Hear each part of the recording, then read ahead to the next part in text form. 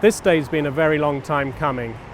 We're here in the steps of the criminal court in St. Louis, Missouri, where all week there's going to be a special hearing into the death row case of Reggie Clemons. He'll say that detectives bashed his head against the wall in order to get him to confess to raping the Kerry sisters, who died when they fell into the Mississippi River in April 1991. The judge will take some time, but he will then eventually recommend to the Supreme Court in Missouri what should happen to Reggie. Should he be released entirely? Should he have his death sentence commuted to life in prison with no chance of parole? Or should he be put back on death row and the execution that he's been living with for 20 years be carried out? Judge, there's been injustice at every point along Reggie's road to death row. When the police picked him up for questioning, they told his mother that he didn't need a lawyer and that she couldn't come with him. 19-year-old Reggie had never been in trouble with the police. Now he was alone with them for several hours, and he was beaten by his interrogators. I remember Browers had stood up and grabbed the back of my chair, and he slid my chair back against the wall. And there was some more statements like, "We'll bounce you off these walls, and we're going to make you talk, and you're going to tell us what we want to hear." At one point, I was looking at Brower while he was talking to me, and Pappas had grabbed me by the neck and slammed my head against the wall. They were hitting me in my chest area.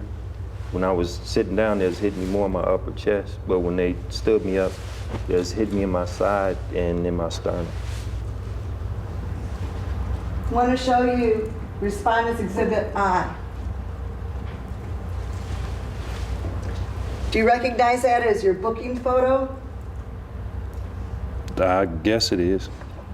I want to show you Exhibit J. It's also your booking photo, isn't it? You've got on the same orangey red shirt, was taken when you got arrested. Yes. There are no injuries in these pictures at all, are there? Yes, that's the right side of my face is a little bit swollen. Well, let's look at this. Show me an injury. I can't see it too well from here. And you can't see any swelling or injury at all in that photograph, can you? But it was there. Is it true, Mr. Clemons, that the girls were fighting while they were being stripped and raped? Under the advice of counsel, I plead the fifth. Is it true, Mr. Clemons, that one of the girls told the other one not to fight and not to resist you raping them? Under the advice of counsel, I plead the fifth. Did you rape both girls or only one girl? Under the advice of counsel, I plead the fifth. You understand the inference I will draw from your refusal to answer those questions? Yes. You understand I will take from your refusal to answer those questions that your testimony would be unfavorable to you? Yes.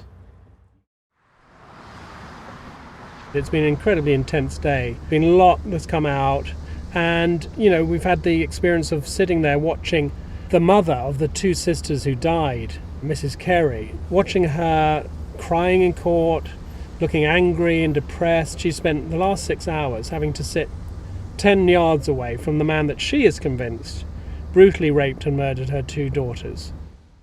He confessed to killing my children 21 years ago, and now all of a sudden he's innocent?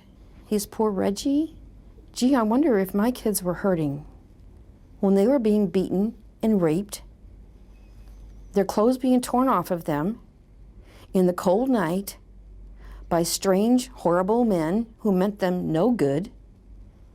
He needs to be executed. He executed my children, did he not?